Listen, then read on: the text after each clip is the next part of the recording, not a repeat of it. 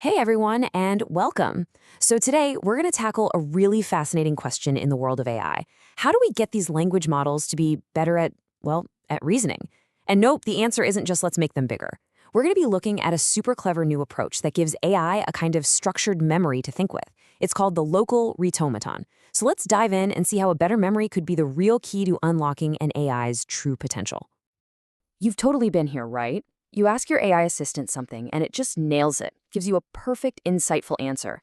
But then, the very next minute, you ask a slightly different question and it just talks complete gibberish. It falls apart.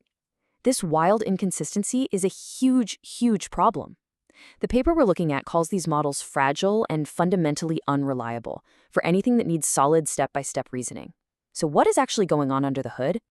All right, let's really break down this AI reasoning problem. Look, it's not just about getting the occasional wrong answer. It's about a whole set of challenges that are still tripping up even the most powerful large language models, the LLMs. We're talking about fundamental issues with logic, with consistency, and with our ability to even check their work. This slide just lays out the gap between what we want and what we've got perfectly.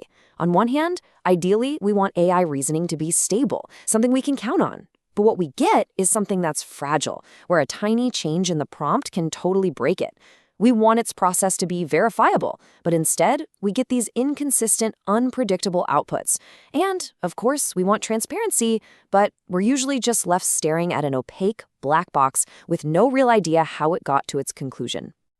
So, how have developers been trying to deal with this? Well, they've come up with some pretty clever workarounds. You could call them patchwork prompting fixes. These are basically tricks and techniques designed to try and coax better reasoning out of the models we already have. But as we're about to see, they're a lot more like a temporary band-aid than a real cure.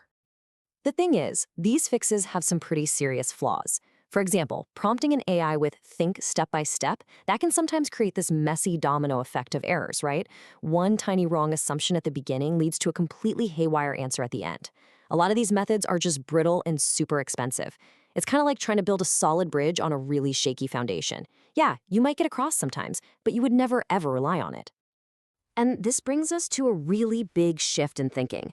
Instead of just trying to get better at prompting the AI, what if we gave it a fundamentally smarter way to access and use knowledge? What if we could actually give it a structured memory? Now, to get this new approach, you need to understand two key ideas. First, you've got the neural network. This is the heart of modern AI, right? It's brilliant at finding patterns after seeing just billions of data points. It's great at generalizing. But as we've seen, its reasoning can be all over the place. The other half of this puzzle is what's called a symbolic system. Now, think of this as pure old-school logic. It's a system built on concrete rules, like a flowchart or a knowledge graph, where every single step is structured and you can verify it. It's super transparent and reliable, but it's not nearly as flexible as a neural net. So, the solution that this research proposes is a neuro-symbolic AI, which basically mashes these two ideas together. And the result? It's like giving the AI a knowledge subway map. So it doesn't just wander aimlessly through its vast sea of knowledge. It actually follows these clear, logical paths to get to the answer. It keeps it from going off the rails. And this neuro-symbolic idea is brought to life in a really specific framework from the paper, and it's called the local RetoMaton. Let's take a look at how this thing actually works. So, before this, similar systems used what's called a global approach.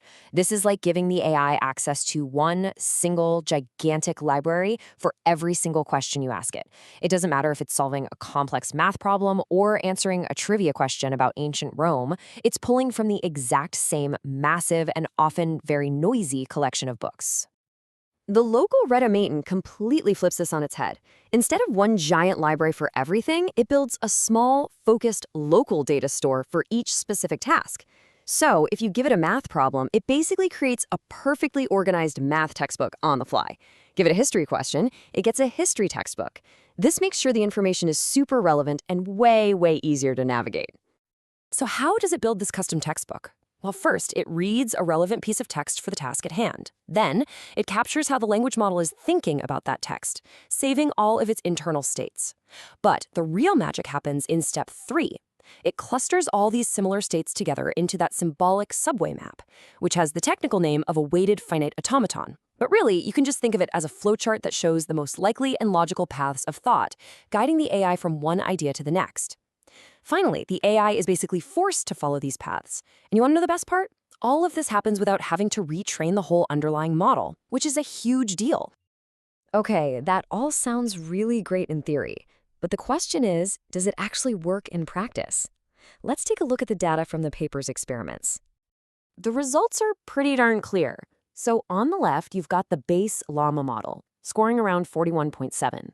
Now, what's really fascinating is that the older global approach actually made things a little bit worse.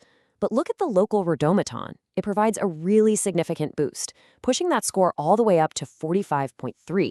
That's a solid, meaningful improvement across a bunch of different complex reasoning tasks.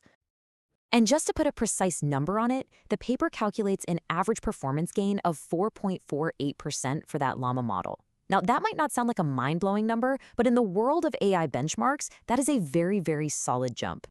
But it's not just about getting more answers right.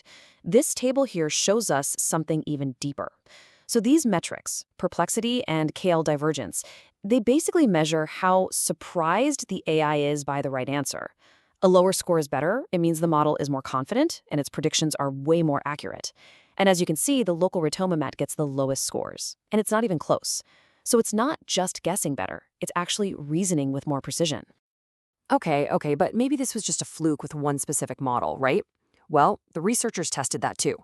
Here are the results for Google's Gemma model. And what do we see? The exact same pattern. The base model's performance gets a really clear boost when you add the local representation. This tells us that the technique itself is what's providing the benefit, not the specific model. For the Gemma model, that boost comes out to an average gain of 2.78%. So again, this just confirms that this whole local structured memory idea is a really robust and generalizable way to improve AI reasoning no matter which model you're using. You know, the authors themselves really sum it up perfectly in their conclusion. They say that this research is a concrete step toward interpretable and controllable language models. And those two words right there, interpretable and controllable, that is exactly what's been missing. And it's what this whole neuro-symbolic approach is trying to fix. So what's the big takeaway here? What's the main idea to walk away with? We're seeing a really important shift, away from just hoping an AI can stumble upon the right answer in some chaotic mess of data, and moving towards actually giving it a well-organized, specialized textbook that it can use reliably, transparently, and a whole lot more effectively. And all of this leaves us with one final and really crucial question. The AIs we have now are incredibly powerful, but their fragility makes them so hard to trust for anything high stakes. So could this idea, giving them a structured, verifiable memory, could that be the key that finally unlocks an AI that we can truly actually rely on? It's a really promising step in a very exciting new direction. Thanks for tuning in.